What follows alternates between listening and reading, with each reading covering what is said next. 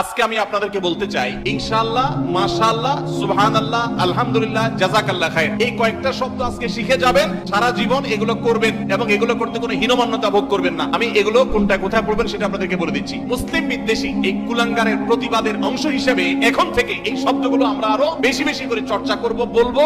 এই উসিলায় আজকে আমরা এগুলো ভালো করে শিখি এবং অন্যদেরকে শেখাবো। ভবিষ্যতে যত কাজ করব কি বলবো ইনশাআল্লাহ, মনে থাকবে তো? আল্লাহর কোন নিয়ামত পাওয়ার পর, কোন সুসংবাদ পাওয়ার পর, কোন ভালো লাগা কাজ করার পর আল্লাহর প্রশংসা জ্ঞাপন করে বলবো আলহামদুলিল্লাহ।